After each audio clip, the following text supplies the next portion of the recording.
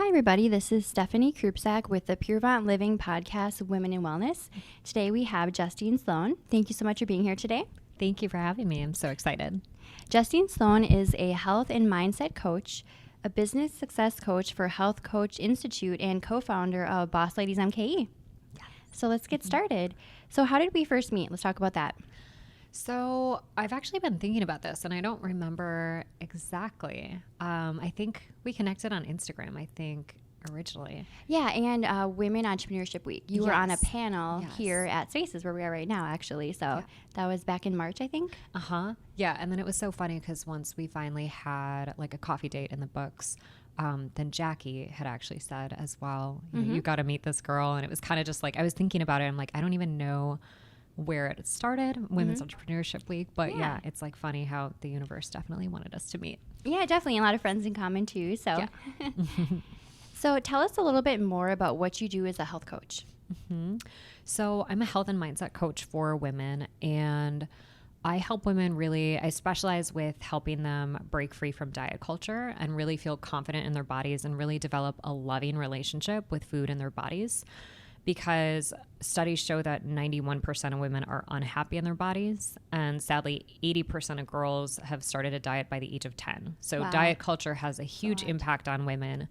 And the bottom line underneath it all is really helping women step into their power and step into their worth and really empowering them, just to create the lives that they truly want and deserve. Because I find that when women are disconnected from feeling good in their bodies and have a tumultuous relationship around food, it really carries over into other areas of their life. So I love when we're able to really like knock this stuff out and create a really positive, loving relationship with food and their bodies. I love seeing what they do after that. Taking more chances in their careers or feeling comfortable being the face of their business or their brand, feeling worthy of the relationships that they really desire and not feeling like they have to settle in any areas of their lives. So it's really, it is health and mindset coaching around this food and body piece, but it's really like the bigger picture of just helping women truly step into their power and create the lives that they want and they deserve.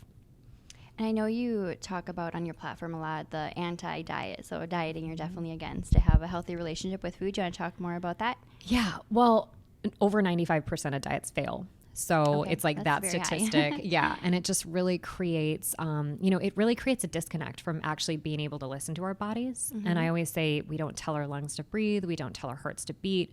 We don't sit there and tell our digestive systems to do the amazing process of digestion. Our bodies are so powerful and so capable of telling us what we need. And so my philosophy with eating is part intuitive eating and then part, I call it empowering science. And the intuitive eating piece is really learning how to trust your body and really listen and tune into your body. And when you're able to do that, then wherever you go in the world, in any situation, you can always access that beautiful wisdom that our bodies are meant to have, and meant to share with us. And then the empowering science piece is just really educating women on nutrition, not going overboard. I'm kind of a nut I love the science of it and I like nerd out over that stuff, but I really like to I call it like empowering hacks. So the way I see it is that really opens up so much food freedom. If you're like, cool, I just went on this vacation and definitely had a lot of margaritas or, whatever it was, desserts, enjoying life, instead of feeling like, oh shoot, now what diet or cleanse am I going to do? Feeling bad about it, really releasing any of the guilty feelings for one. And then two, feeling like I'm armed with all of this empowering science, these little hacks, these ways that I can stay in balance 365 days a year and never feel like I need to do anything crazy or drastic to get back in balance. It's like I have, I say it's tools in your toolkit and you can use them as much or as little as you want. And again, when you're armed with that science and the knowledge of how your body actually works and how foods affect you, and you really understand how your body is working, then you feel really empowered in any situation. That makes a lot of sense. And I know that intuitive eating is a big key word right now. So does that basically mean just kind of listening to what your body is telling you? Like, for example, if you kind of splurged over the weekend, you had a lot of sweets or alcohol, you're like craving a salad. Is that part of what intuitive eating is? Totally. Yeah. It's really just being able to tune into your body and what it's telling you. And so there's a lot of pieces of this, and all of it I say is very simple, but it does take time to put into place, especially if you have, like for me, I started my first diet when I was 8 years old. And so for so many years, I was eating based off rules and diets and restrictions and things like that. Even when I used to compete and do fitness modeling, and I had this meal plan. And so I was told exactly what to eat all day, every day. And so then you're completely tuning out what your body is telling you. So yeah, just like you said, really tuning into what am I craving and giving yourself full permission around that. And a lot of times women kind of freak out. They're like, I can't give myself full permission. It'll be like chips and cookies all day, every day. And I guarantee it won't, because if you're tuning into your body and saying like, what would feel most loving right now? What does my body really want? I say sometimes, yeah, that is chocolate chip cookies or, tacos or whatever it is. But a lot of times it's not. A lot of times our bodies are actually craving foods that are going to make us feel good. And, always having that intention of feeling good and having high energy. I do a lot of work around that too, looking at food as like, how does this impact my energy? Instead of thinking about it as like calories or weight loss or weight gain, or I try to get my clients to right away get rid of the idea of good or bad foods, and instead just like starting to really sit back and say, how does this food really make me feel right after eating it, a couple hours after eating it? And then when you start to notice like, hey, certain things, donuts for me are tasty, but I know if I'm going to eat it on a Monday morning, then a couple hours later, I'm going to be dragging. I'm going to want a nap. My brain is not going to be working properly. And so it's like, I have full permission. I can have that donut on a Monday morning. I just truly don't want it. And I start to gravitate more and more towards things that make me feel really good. Not to say I don't still eat my fair share of indulgences, but it's really bringing everything on the table and saying all foods fit, coming from that loving perspective of what makes me feel really good and what does my balance look like, my personal balance. That makes a lot of sense. And I know a couple months ago we talked about kind of plant-based diets. I know you do a lot of posting on Instagram of different foods you're eating, and back to that mentioning of food having energy behind it, also the energy from animals. Do you want to talk a little bit more about that? Yeah. So I had actually read a post, it was Memorial Day this year, and I read something about someone who had tried a plant-based diet and experienced a lot less anxiety and depression. And she just kind of mentioned, that animals have energy, and if they're, have a lot of anxiety when they're being slaughtered or they weren't treated really well, it kind of carries that energy. And it just really made sense to me. It really spoke to me. And her post was really beautiful too, because I love like a really like chill approach, not so hardcore, all or nothing. And all she said was like, try it for a day, try it for a week and see how you feel. And so I've done that. And now it's, like 6 months later, I think. Like 6 months almost. And I'm not completely plant-based, but I've gone a lot more that direction. And I just find I feel so much better with meat, without meat. And, so yeah, I really haven't been eating much. I'm definitely feeling better. I'm experiencing less anxiety, and just like kind of energetically and emotionally, I'm feeling a lot better. So again, that's what I really help women do, is kind of experiment and tune in to, okay, what is going to work for you? And, I'm not saying I'll never eat meat again or I won't touch it. It's like not a hardcore rule, but I've just found that works really well for me right now. And just staying flexible in that approach. But having that relationship and that awareness with your body is so important that, that I can recognize, okay, this actually makes me feel good. That's really interesting. I know I'm mostly plant-based too, so I definitely resonate with that. Are there a couple tips you could share with listeners to help practice mindful eating? So yeah, practicing mindfulness while you're eating is really tuning into what your body feels like what it actually feels like when you're hungry, and noticing that. And then a big one is stopping when you're full, and kind of slowing down the eating process, but really actually noticing what fullness feels like. And I even will sometimes have clients make a scale, like a 1 to 10 of what fullness feels like, a 10 being like, wow, that was, Thanksgiving Day, you feel like you have to unbutton your pants, and then starting, yes, right. So really tuning in. And we have a lot of habits around eating past fullness, whether we're just numbing out or it's emotional eating, or, I find myself sometimes, if it's in front of me, like I'm part of the clean plate club for many years. So sometimes if something's in front of me, like if I really tune in, I know my body is full. And we have a lot of habits, a lot of times, sometimes eating past that, like just clearing that plate or continuing to pick at it because it just tastes so good when our bodies are really actually satisfied and physically nourished.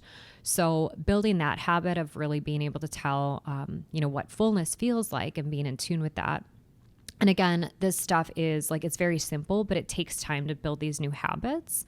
But then once you're able to build them, it's like second nature. Like I can honestly say, and I struggled with binge eating, emotional eating, overeating for most of my life because I was constantly restricting and dieting. And now it's like, I really don't even think about this stuff and I rarely overeat. I won't say never, but I don't really emotionally eat anymore. I don't overeat. And it's just like built in, it's second nature. And there's just really no drama anymore. And that's really where I like to take women is just, getting rid of all the drama around eating where you're just, again, in tune. And, it's really this like harmonious relationship with being able to have that food freedom to eat what you want, when you want, as much as you want, with the loving approach of what's going to feel good, what's going to feel best. What does it look like to work with you if somebody would want to work with you as a coach? Mm-hmm. So I do one-on-one coaching with clients, and typically some of my clients are local, so we will sometimes meet in person. Otherwise, a lot of my clients do Zoom sessions. So just easier for time. We'll just both hop on a video call on the computer, and we just go through a series of exercises and, I use things like EFT tapping, emotional freedom technique occasionally. I'm trained in transformational coaching method, TCM, which is really a lot of the work I've done is kind of around neurology and the way that our brains are wired. So without getting too deep into the science of it, it's really the goal is to help the client be different without having to remember to be different. So we do a lot of different exercises that, it's all through communication, through talking, through different exercises, just verbally, that really open up this new way of being and really help the person access that. And also just over 75% of our behavior does come from our subconscious brain.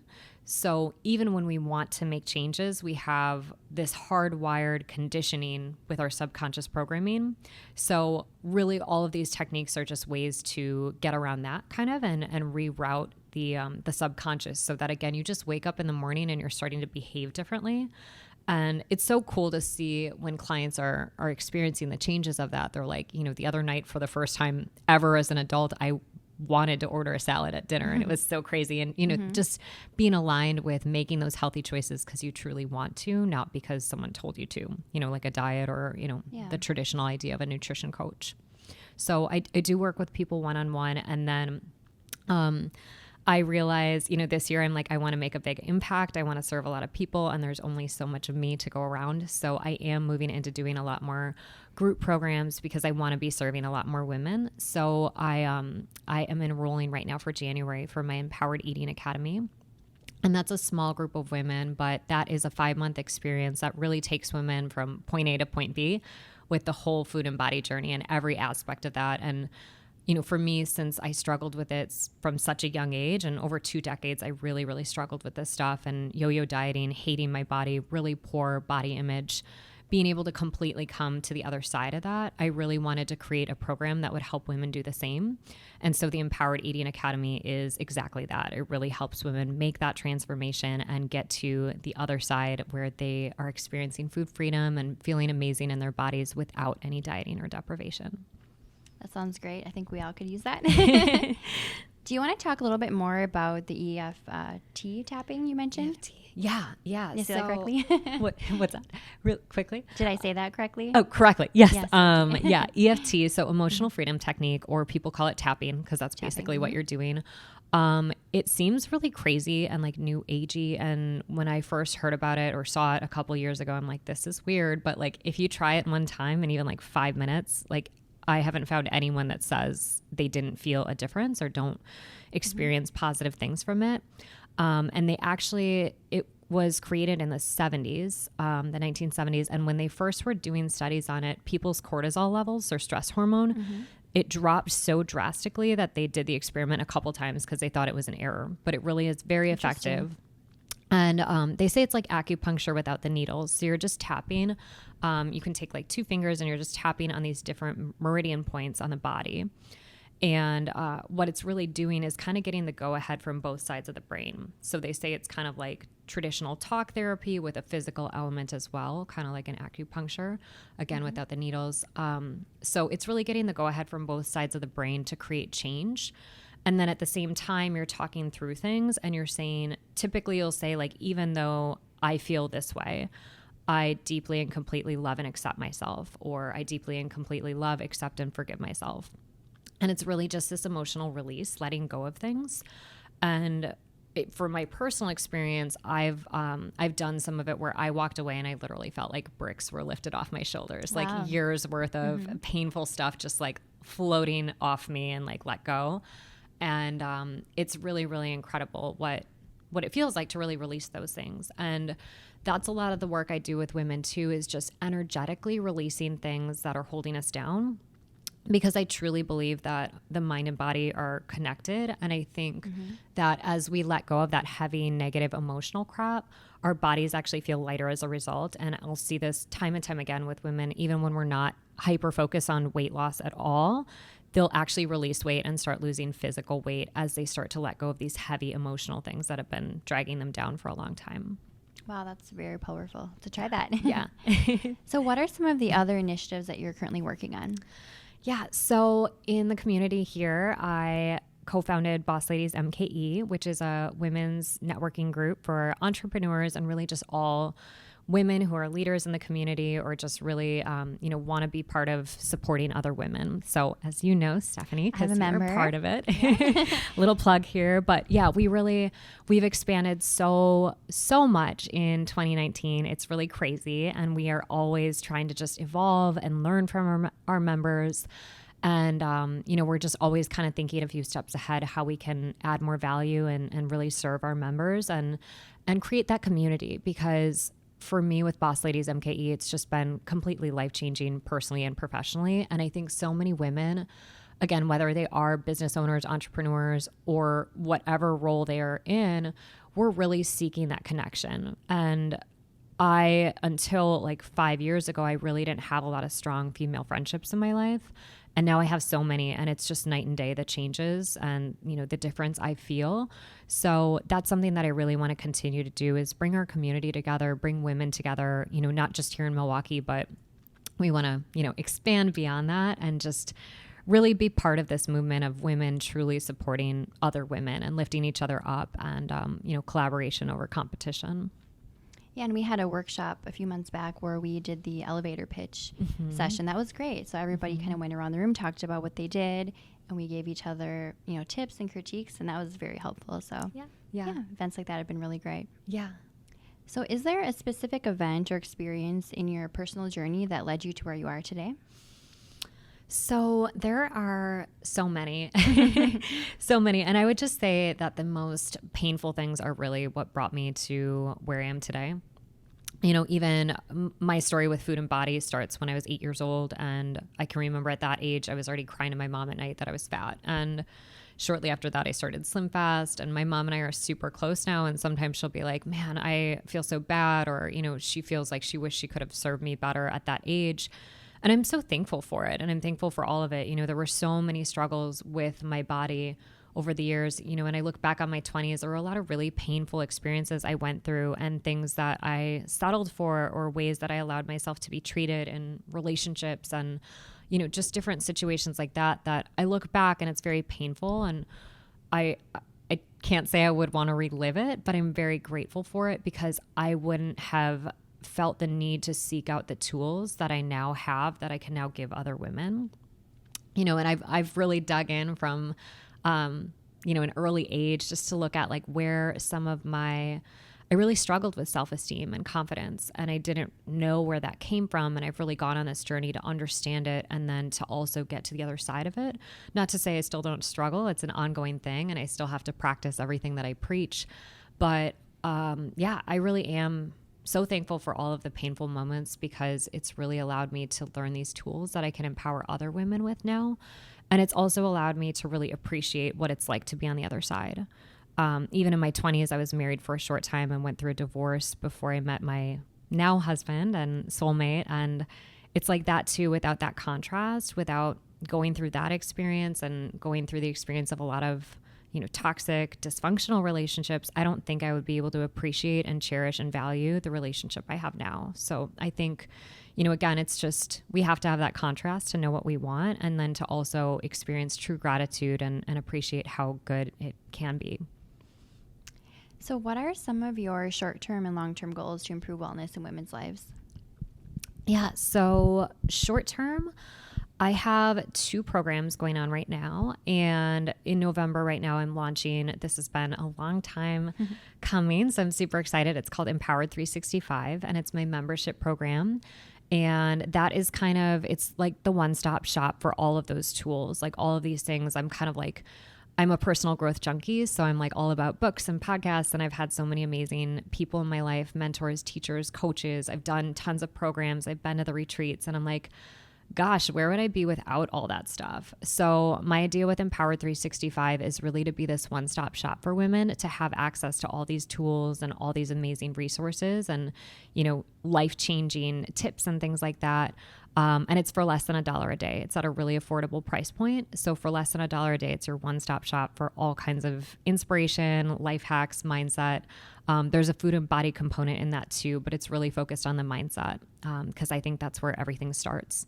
So that program is launching this month. And then part of that program as well, we are going to be doing a book club coming in January as part of that. So it's a back-end resource with live workshops, and then that book club will be a component as well as all the content in there. And then also, like I said, my group program right now, that is for women who are really looking to break free from diet culture and stop the dieting, the deprivation, the guilt around food, the drama around food. If they are looking to leave that behind forever, Empowered Eating Academy is the solution. And I'm currently enrolling again it's a 5-month experience, and the next one will start the 3rd week of January. So I'm really focused on that right now, and just, reaching the right people and finding the right women for that program.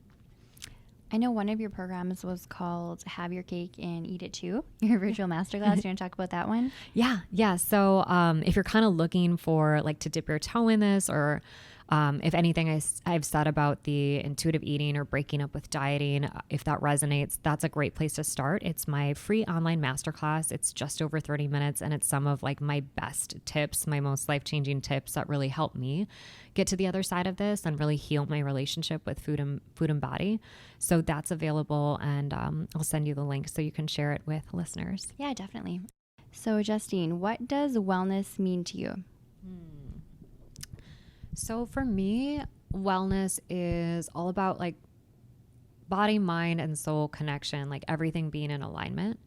Because the more that I go into this stuff, in all areas of my journey, the spiritual connects with mind and body so much. And then as I dig deeper into just science, there's so many studies of how connected, what we're thinking about food, what we're thinking about our bodies. There is a physiological cellular result, our cells change based on our thoughts. So, it really, you can't separate any of it. It's all so connected. And so wellness means really, giving yourself what you need in all of those areas and feeling like you're just totally in alignment in all of those areas, body, mind, and soul. Is there a wellness ritual that you do daily or weekly that you'd like to share or encourage others to incorporate that kind of maybe brings you back to that mindset? And yeah, I would say, I know it's really hot, the buzzword in the personal development world right now, but I would say morning routine, not to be cliche, but I think doing whatever feels good for you in the morning and taking at least, I would say 15, 20 minutes for yourself right away in the morning before you dive into anything else. I think that's the number one game changer. And for me, it's made such a difference. And I just think it affects everything else because, like I mentioned, 95% of our daily habits, behaviors, thought patterns, they're not new. It's all subconscious programming. So the more that we can really get intentional and just kind of slow down in the beginning of the day when we wake up, be intentional about how we want to show up that day and just be intentional about feeling good and getting centered first.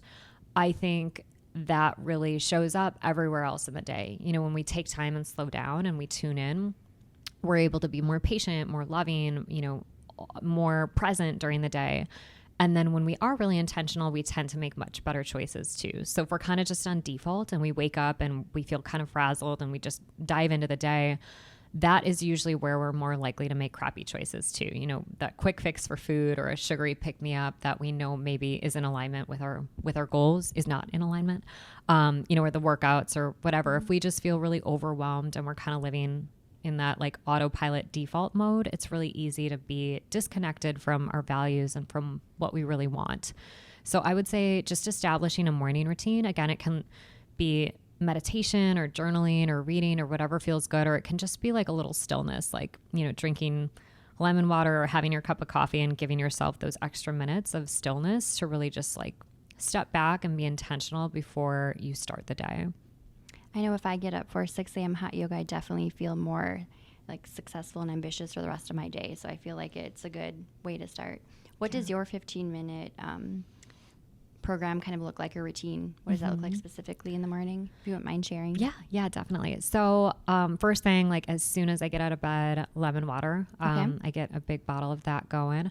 And then I try to meditate right away. And I'm not, I've heard that you can't, there's no such thing as a bad meditation, but I struggle with it. I really struggle to get my mind to be still. Yes, it's just me like, too. So I try to do it right away. And I try to at least get like 5 to 10 minutes in. Sometimes lately I've been really working on it. Sometimes I can go a little longer, but I'll usually put on like binaural beats or like cool meditation music and just, really try to quiet my mind and just find that stillness and just see what comes up. And then I like to do journaling most days. So I usually, sometimes I'll just do like freeform journaling and I'll just write down whatever is coming to mind. A lot of times I make a list of everything I'm grateful for. And then sometimes I'll also write down affirmations, whatever I am trying to plug into my subconscious to believe. I am powerful, I am confident, I am abundant, I am expansive, just things like that, like writing it on the page. I'm a very kinesthetic learner, so it really helps me to write that down and connect with it. So those are kind of my staples. I really like to do, if I have time, like if I have more than 15, 20 minutes, I like to read a little bit in the morning. I'll even just set a timer for like 10, 15 minutes and read. And the time passes so quickly because I love reading. And that really is a priority for me too, getting a little bit of reading in every day. So yeah, that's kind of my typical morning routine. And then moving my body as well. That's not always in the morning, but that is scheduled into most days, getting some type of movement in, because I know no matter what kind of a mood I'm in or no matter how I'm feeling, I always feel so much better after. So even just for that mental piece and the clarity and the stress relief, movement for me is so, so important. Definitely agree. And I know today you brought in some crystals with you. Do you want to talk about that ritual a bit? Yeah, I'm like, let me grab my crystals for speaking. I'm like, ooh, tell me more. Yeah, so I have crystals all over my house now. I just think they're so beautiful and they make me happy. But I also, I really feel a connection when I hold them. And so I have different crystals for different things. I have a couple for when I'm doing coaching, speaking.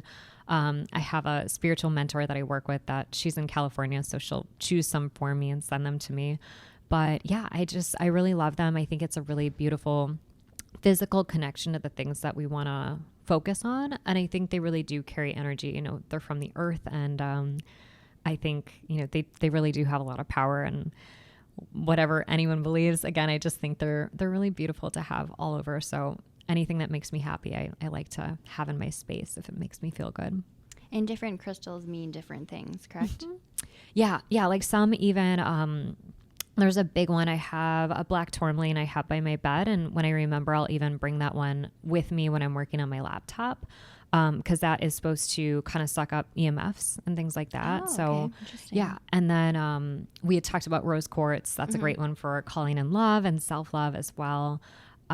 So yeah, I right now have this one is an Amazonite, which is my crystal girl, crystal dealer. She told me it was like a influencer stone, so really helpful for speaking, for like divine connection to divine communication, and that's kind of how I feel like when I'm coaching, speaking, doing anything like that. Like I really kind of offer that up and ask for that divine guidance and just kind of pray to have the right words. And I think a lot of the work I'm doing, I really stay open. I see myself as, a channel for love and light to come through and good work in the world. And, that's really what I try to do. And I think honestly, when my best coaching sessions or my best speaking is when I kind of get out of my own way and like put my ego aside and I just really ask for the right words to find me and come through.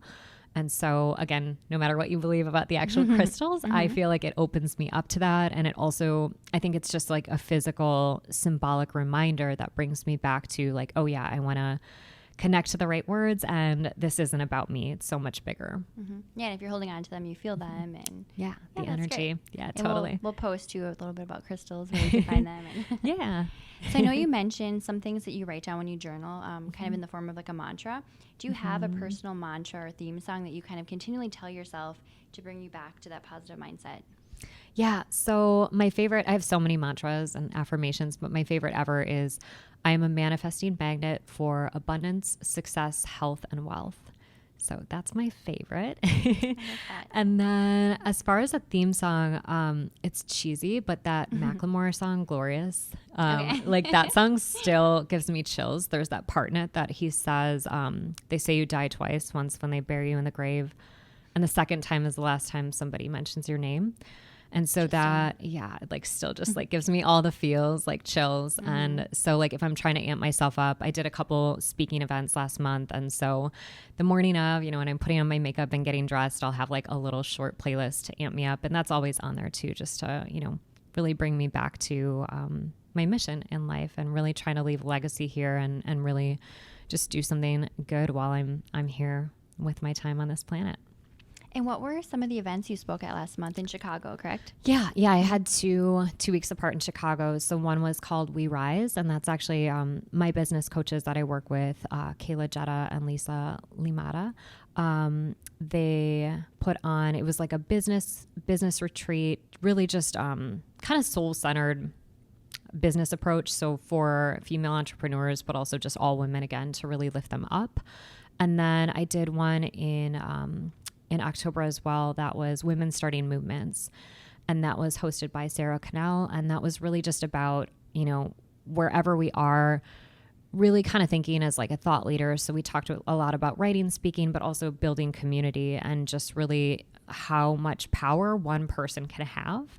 And she was just talking about some of her, mentors or people she looks up to, writers, speakers, people like Oprah, Maya Angelou, Brene Brown, all these people. It's like if they had thought, oh, I'm just one person or no one really cares about what I have to say, where would the world be? And where would we be if we think about some of our heroes or heroines? So it was a really, really powerful retreat just about how one person can make a difference and really, again, cultivating community and lifting each other up. Very great. Are there any books or apps that you recommend that you use as tools every day or reread? Yeah. So many books. That's actually something my team is working on. We're going to have a page on my website, like under the resources for like all of my favorite books. Cause I think I'm going on like 20 books that I've read this year. I want to get to 24 if I can, but yeah, I'm like a total book junkie. If I had to choose, for The 4 Agreements by Don Miguel Ruiz is like, if you're going to read one self-help book, that would probably be my go-to. I love Gabby Bernstein's work. I'm currently listening to Super Attractor and I'm loving it so far. So many great books. The Untethered Soul I went through this year. There's a lot of really great ones. So I'll definitely share that link with you. And yeah, that was part of why I wanted to start a book club with women too, is there's just so many great reads. And I think it's really fun to talk about it and just, share what you get out of the books too, and have that sense of community as you're reading these things too. So I wanted to make that a real life thing. Yeah. And how can listeners reach you? So I hang out a lot on Instagram. That's kind of my favorite social media platform right now. And my handle is at the Justine Sloan. And then on Facebook, I also have a private group for women. It's over 700 women in that community. And that is called Self-Love Club. So you can search Self-Love Club and find that. I'm Justine Moore Sloan on Facebook. And then my website is justinesloan.com. And that has Empowered 365, Empowered Eating Academy. You can find the masterclass, the free online Have Your Cake and Eat It Too masterclass there as well. And then again, you can look for that book resource too and check out all of my favorite books. Perfect. Well, thank you so much for coming in today. It's been really fun talking about all of your upcoming projects and your coaching. So yeah, thank you so much for having me. It was so much fun. Yep. Thanks everybody for listening. Have a great day. Bye-bye.